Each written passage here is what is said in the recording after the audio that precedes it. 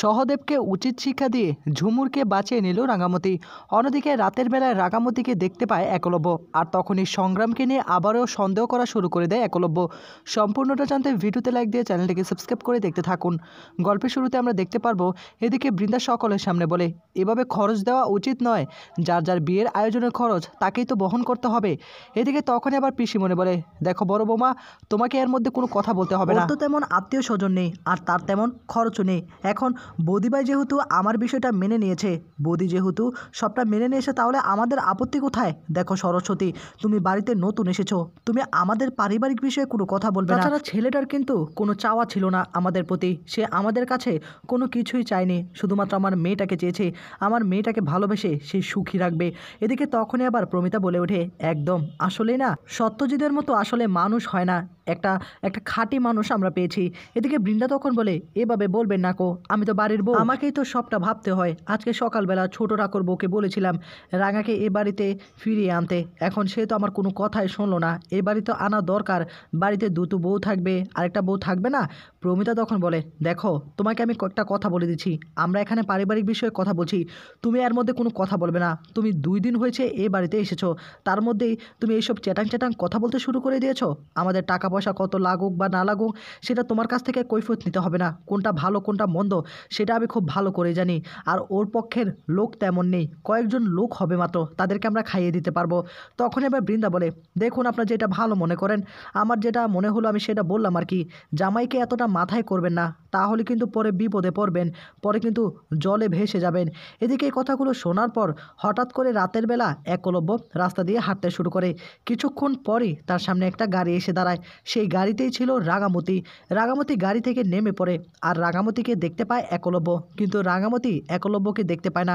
পিছন দিক থেকে একলব্য তখন রাঙার দিকে তাকিয়ে বলে, কী ব্যাপার, এত রাতে রাঙা এখানে কী করছে? অন্যদিকে রাঙামতি মোবাইলে সত্যজিৎকে ফোন করতে শুরু করে, তার কাছে লোকেশন পাঠিয়ে দেয়, অর্থাৎ ঝুমুর কোথায় আছে সেটা রাঙামতি আগে থেকে ফাইন্ড আউট করে ফেলেছে। এদিকে একলব্য তখন রাঙাকে দেখে বলে, তার মানে সংগ্রাম তো এই গলিতেই আছে, সংগ্রামের সঙ্গে দেখা করতে এসেছে রাঙামতি। এটা যদি সত্যি হয়, আজকে রাতের মধ্যেই আমি একটা হ্যাস্ত করে ফেলবো, রাঙাকে আমি ডিভোর্স দিয়ে দিব। এই চিন্তা ভাবনা করে তখন রাঙামতির পিছন করতে শুরু করে। একলব্য এখনও রাঙাকে সন্দেহ করা শুরু করে দেয়, রাঙার পিছন করতে গলির ভেতর এসে প্রবেশ করে, হঠাৎ করে রাঙাকে হারিয়ে ফেলে। আর তখনই একলব্য বলতে শুরু করে, কোথায় গেল রাঙা? নিশ্চয়ই এই গলি দিয়ে গিয়েছে, আমাকে একবার খোঁজ লাগাতে হবে যে ওই সংগ্রামের বাড়ি কোথায়। তারপর ওই বাড়িতে গিয়ে রাঙাকে এবং সংগ্রামকে আমি হাতে নাতে ধরবো, আজকে আমার হাত থেকে কোনোভাবেই রেহাই পাবে না। এদিকে বৃন্দা তখন সকলের সামনে বলে ওঠে, আমি যেটা বলেছি বাপু ভালোর জন্যই বলেছি। কিছুক্ষণ পরই দেখা যাবে সেখানে চলে এসে ছদ্মবেশী সহদেব, অর্থাৎ সহদেব বৃন্দার সঙ্গে দেখা করার জন্য বাড়িতে চলে আসে। আর তখনই বৃন্দা তাকে দেখে বলে ওঠে, আর দাদা তুমি চলে এসেছো, আমি তো তোমার অপেক্ষায় করছিলাম, আসো আসো ভিতরে আসো। এদিকে প্রমিতা পিসেমণি সকলেই তখন বলে, কি ব্যাপার, উনি আবার কে? ওনার কথা তো তুমি বললে না? তখনই বৃন্দা বলে, আমি তো আগেই বলেছিলাম, আমার গ্রামের একটা দাদা আছে না, উনি তো বড় একটা ব্যবসা করে, আর বিয়ের প্যান্ডেল সাজায়, ফুল দিয়ে খুব ভালো করে সাজিয়ে রাখে। এখন বাড়িতে একটা বিয়ের আয়োজন হচ্ছে, আর আমি তাই ভাবলাম ওকে দিয়ে বিয়ের কাজটা করাই, ও না খুব ভালো করে আমাদের প্যান্ডেলটা সাজিয়ে দেবে। প্রমিতা তখন বলে, কিন্তু আমাদের তো লোক ঠিক করা আছে, এর আগেও সব্যর বিয়েতে, একলব্যর বিয়েতে, এ বলেই থেমে যায়, তাদের সকলের বিয়েতেই তো খুব সুন্দর করে সাজিয়েছে। বৃন্দা তখন বলে, বলছিলাম কি বা, আসলে আমার এই দাদারা খুব ভালো করে সাজায়, আপনারা দেখলে খুব খুশি হয়ে যাবেন, খুব কম টাকায় এই কাজটা করে দিতে পারবে।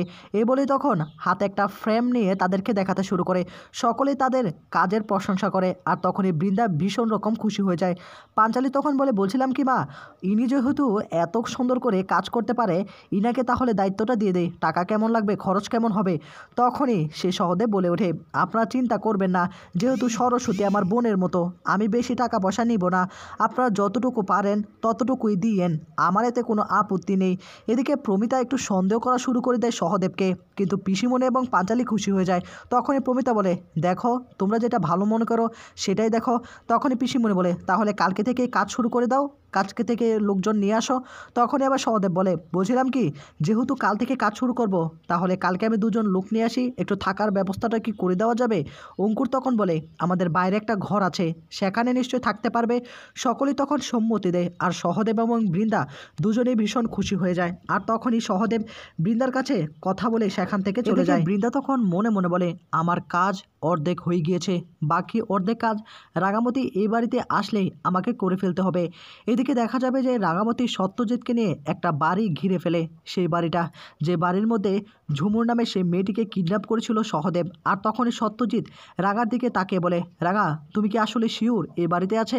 রাঙা তখন বলে, হরে সত্যজিৎ স্যার, এই বাড়িতেই আছে, আমি জানি ওরা কোথাও যাবে না, এখানে থাকবে। সত্যজিৎ তখন বলে ওঠে, কিন্তু তুমি কি করে সেটা জানলে? আমি তো কিছুই বুঝতে পারলাম না। তখন সত্যজিতের দিকে তাকিয়ে বলে, দেখ স্যার, তোর সঙ্গে থেকে থেকে আমার মাথায় একটু বুদ্ধি এসে পড়েছে।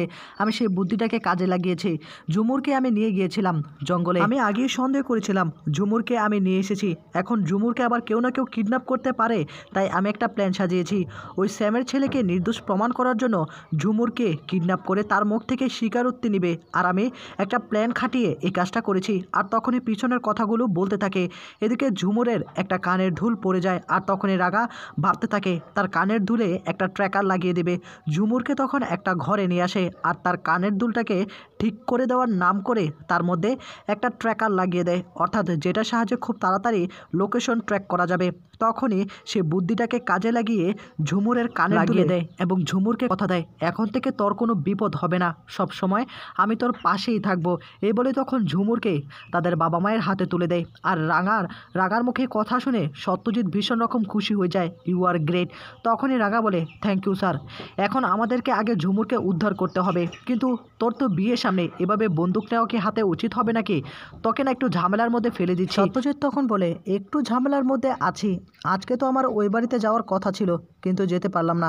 রাঙা তখন বলে, আমাদেরকে আগে তাড়াতাড়ি ওই ঝুমুরকে উদ্ধার করতে হবে। তখনই আবার সত্যজিৎ বলে, আমরা খবর পেয়েছি একটু আগেই নাকি এখান থেকে একজন বের হয়েছে, কিন্তু কে সেটা আমরা এখনও ভালো করে বুঝতে পারিনি। হঠাৎ করে সত্যজিৎ হাতে ফোন নিয়ে দেখতে পায়, আরে দেখতে পেলে তো, অঙ্কুর অনেক ফোন দিয়ে রেখেছে। আর তুমি আমার বিয়েতে থাকবে তো রাঙা?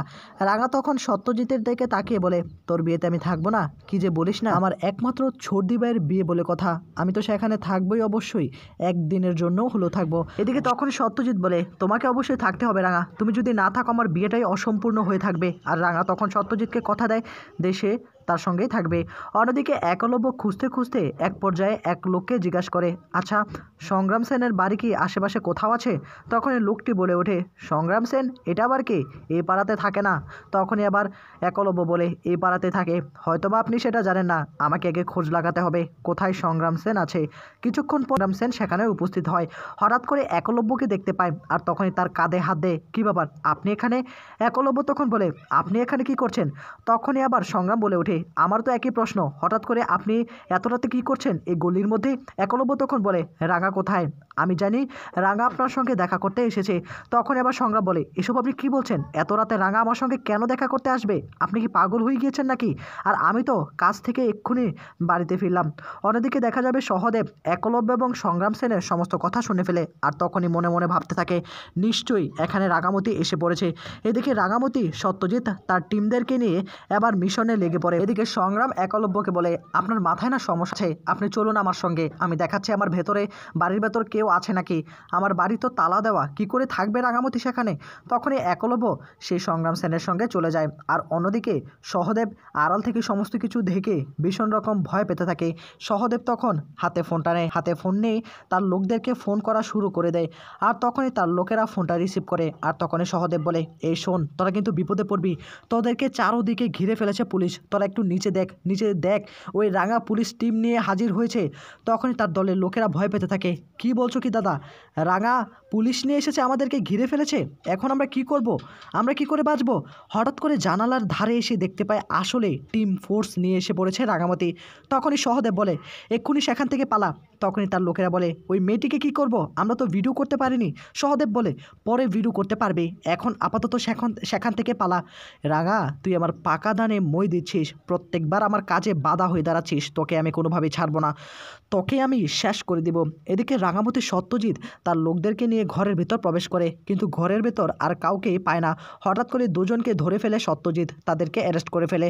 আর তখনই ঝুমুরকে বাঁচিয়ে নেয় রাঙামতি, আর ঝুমুর কান্নায় ভেঙে পড়ে এবং তাকে জড়িয়ে ধরে ফেলে। এই ছিল আপডেট, নেক্সট আপডেট পেতে সাবস্ক্রাইব করে রাখুন।